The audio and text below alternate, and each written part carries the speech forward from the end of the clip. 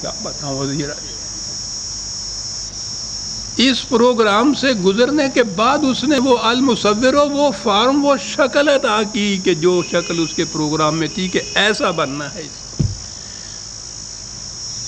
هو الخالق البارئ المصور. سارا سلسلہ ارتقاء یہی ہے. باقی اس کی ڈیٹیلز ہیں، تفصیلات ہیں ایک ایک چیز کی، لیکن ہے یہی سمت. تینوں ہی اس کی نکات کہیے. معذرت چاہتا ہوں، سماعت پہ گراں تو گزرتی ہوگی لیکن مجبوری ہے.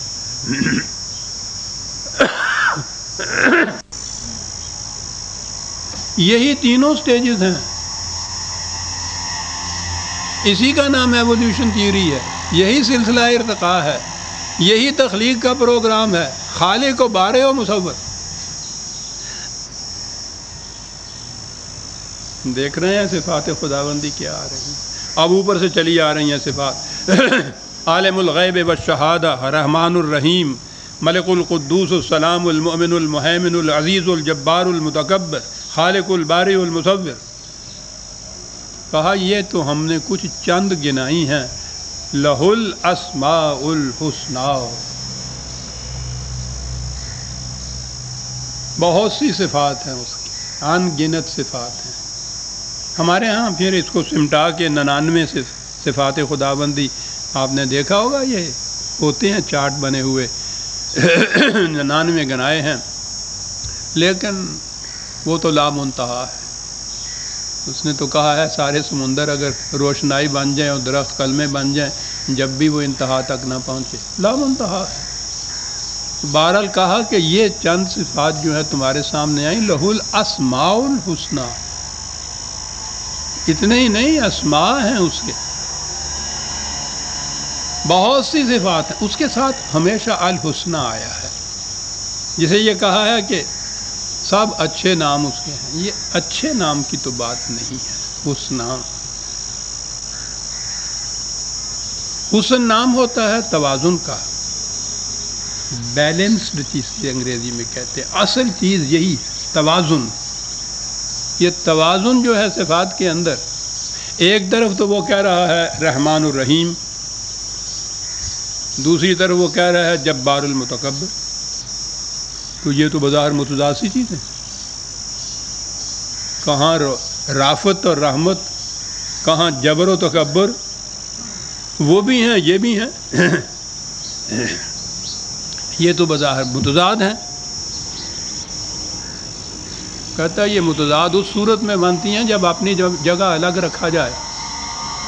ان میں اگر توازن پیدا کر دیا جائے کہ جہاں ضرورت ہے رحمت کی وہاں رحمت اور اتنی ہی رحمت جتنی ضرورت ہے، جہاں ضرورت ہے جبر اور قوت کی وہاں اتنی قوت.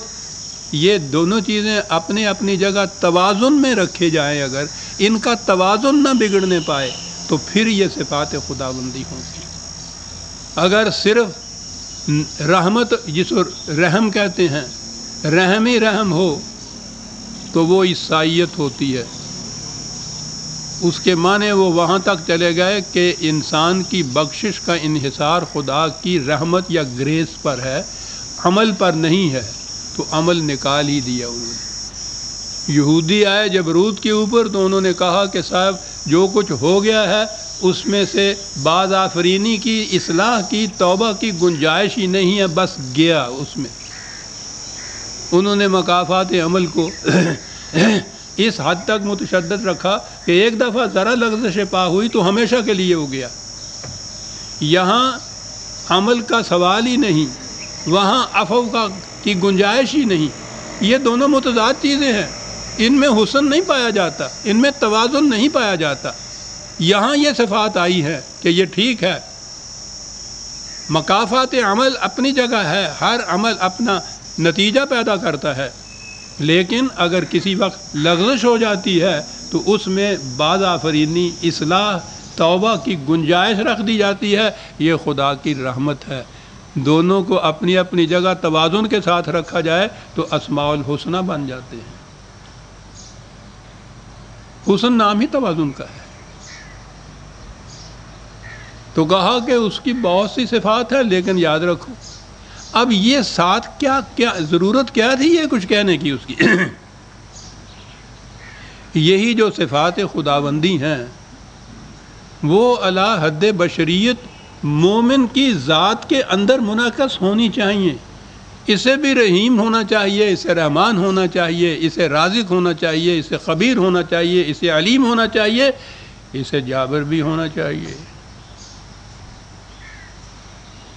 لیکن حسن کارانہ انداز سے توازن برقرار رکھتے ہوئے جبر ہڈی کو جوڑنے کے لیے ہونا چاہیے، ہڈی کو توڑنے کے لیے نہیں ہونا چاہیے۔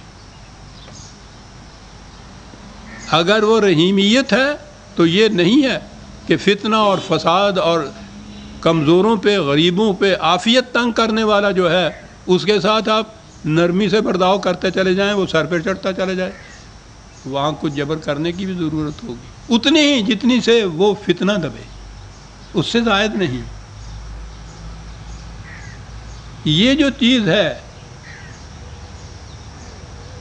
کہ ایک مرض پیدا ہوتا ہے، لاحق ہوتا ہے، اس کی دوائی بھی خدا نے تجویز پیدا کر رکھی ہوتی ہے۔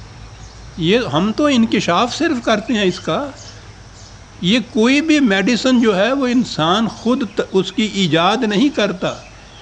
جو چیزیں موجود ہیں عناصر کائنات کے اندر، ان کے خواص کا علم حاصل کرتا ہے، انکشاف کرتا ہے، پھر اس میں سے تخلیق کہتے ہیں مختلف عناصر کو اکٹھا کر کے ایک نئی چیز بنانا۔ یہ عمل تخلیق کرتا ہے انسان۔ تو یہ چیزیں جو ہیں یہ حسنہ کے اندر آئیں گی، لہ الاسماء الحسنی، انسانی ذات، انسانی معاشرہ جو خدا کی صفات پر مبنی ہوگا، اس میں یہ صفات خداوندی منعکس ہوں گی ایک توازن لیے ہوئے۔ تو متوازن صفات خداوندی اعلی حد بشریت کا حامل مرد مومن کہلائے گا۔ یہی جماعت مومنین ہوگی، یہی معاشرہ اسلامی ہوگا، یہی نظام اسلامی ہوگا، یہی حکومت اسلامی ہوگی۔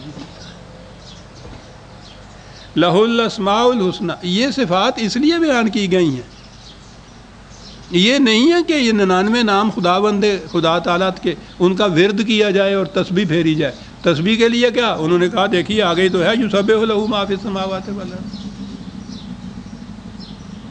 ہم نے کہا کہ وہ تو کہہ رہا ہے کہ کائنات کی ہر شے تسبیح پھیر رہی ہے، پھر تو کی لوڑ ہے، پھر تسی بھی تسبیح لے کے وہ تو کر رہے پہن لے ابھی نہ کریے۔